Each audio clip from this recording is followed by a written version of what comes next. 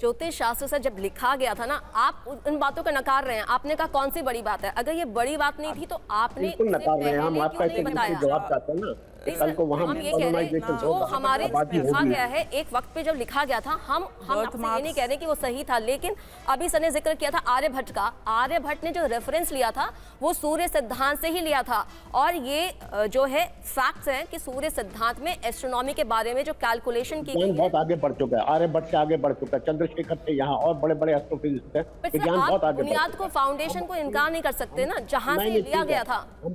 हम 5000 साल की पुरानी तत्व पे ही नहीं है, हमें आगे देखना है। देखिए कुछ कहना चाहेंगे बहुत आगे।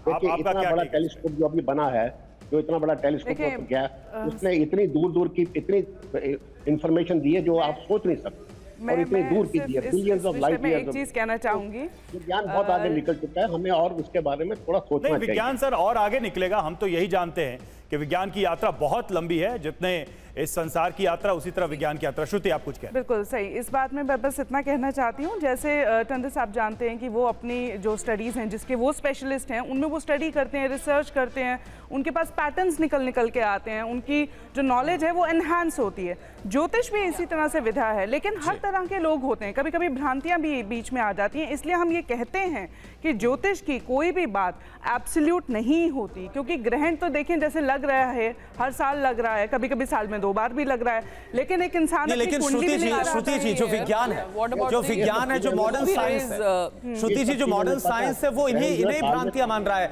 जो खान पान को लेकर, बाहर निकलने को लेकर, मैं इसमें कहूंगी नियम बताए जाते हैं, मुझे उनकी आर्ट की नॉलेज नहीं है। मैं कहूंगी कि मुझे उनकी आर्ट की नॉलेज नहीं है, वैसे मैं उनको कहूंगी कि उनको इस आर्ट की नॉलेज नहीं है, वो यहाँ पे बैठे हैं। अमिताभ जी को भी मैं लाना चाहूंगा इस बहस में। अमिताभ जी काफी देर से आप तक आए नहीं, जी आ रहे हैं आपके पास। जैसा कि टंडन सर कह रहे थे कि भाई चंद्रमा पे जब रहने लगे तब आप क्या कहेंगे, मंगल पे रहने लगेंगे तब आप क्या कहेंगे, क्या उसे भी तब देवतुल्य मानेंगे, पूजा करेंगे? इसमें एक लॉजिक ये भी दिया था कि धरती पर तो हम शुरू से रह रहे हैं और धरती को भी हम उसी दृष्टि से देखते हैं। हम धरती पर रहते हैं और धरती को भी एक ग्रह का हिस्सा मानते हैं, और उसकी भी गणना है, पृथ्वी की भी गणना है। रवि जी एक चीज इसमें मैं अमिताभ जी से ले लेते हैं, उसके बाद जी हाँ, मैं एक बात कहना चाहूंगा कि हम सब आज के बच्चे भी, हम सब बच्चे अपने दूरबीन से सारे ग्रहों को देखते हैं, ग्रहों पर उतर भी गए, मंगल पे यान हुआ है, चंद्रमा पे हम उतर चुके हैं। अब अगर हम इसी तरह के अंधविश्वास में अगर पड़े रहेंगे तो हमारे देश का ये बहुत बड़ा दुर्भाग्य हो। और ये जो अंधविश्वास देख ली दुनिया में जितने भी अंधविश्वास अंधविश्वास में नहीं पढ़ना है, आगे बढ़ना। इस पर मैं आपसे जवाब लूंगा जो बात कही है यहाँ पर अमिताभ जी। लेकिन ये तस्वीर आ रही है, ये 4 तस्वीर देखिए, 7:04 पर जब शुरुआत हुई, इसके बाद 7:15 पर किस तरह से सूर्य ग्रहण में जो ये तस्वीर उभर कर सामने आ रही है, वो आप देखिए कैसे आकृति सूर्य की निकल रही है। और 7:45 और अब 8:05 की ये 4 तस्वीर हम दिखा रहे हैं। मानवी जी, अंधविश्वास का जो जिक्र किया अभी अमिताभ जी ने, देखिए बिल्कुल वैसे साइंटिफिकली अगर हम बात करें तो जो सूर्य की किरणें हैं उनको पृथ्वी तक पहुंचने में 8 मिनट तक का वक्त लगता है, लेकिन अगर ग्रहण हो जाए उस वक्त सूर्य की किरणें जो हैं उसके आगे ऑब्स्टेकल मून बन जाता है अबव सन, तो अपने आप जो यूवी रेज हैं वो बढ़ जाती हैं, और ड्यूरिंग जब यूवी रेज पृथ्वी पे ज़्यादा होती हैं तो वैसे ही बैक्टीरियाज और बहुत सारे ऐसे एलिमेंट्स उत्पन्न हो जाते हैं जहाँ पे उपवास रखना या कुछ ना खाना वो अपने आप में साइंटिफिक भी होता है। और अगर आप बात करें प्रेगनेंसी में जो बर्थ मार्क्स होते हैं, बहुत प्रोमिनेंटली ऐसा देखा गया है कि अगर कोई चाइल्ड बर्थ साइंस उसको क्यों नहीं मानता? आप उसको कैसे साइंस क्यों नहीं मानता? तो आपके सामने है ना, देखिए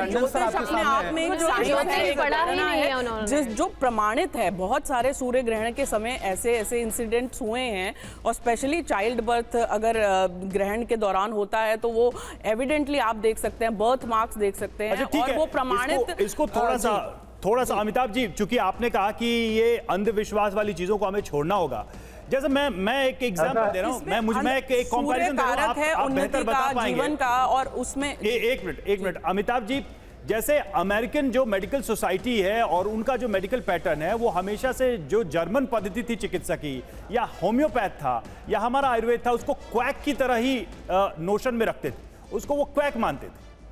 तो आप इसको कैसे सभी वैज्ञानिक होम्योपैथी को क्वैक मानते हैं। हाँ, क्वैक मानते हैं, और जो वैज्ञानिक पद्धति है, लेकिन जहां की वो होम्योपैथी है वहां वो उसे एक औषधि मानते हैं, उसे एक चिकित्सा पद्धति मानते हैं। भारत में भी इसके इंस्टीट्यूशंस हैं, भारत में भी इसकी पढ़ाई होती है, उसके डॉक्टर्स आते हैं। जी, भारत में बहुत सारी चिकित्सा पद्धतियां हैं, जैसे ताबीज बांधना, गंदा बांधना, झाड़ फूक करना, भूत प्रेत पकाना, ये भी चिकित्सा पद्धतियां नहीं है।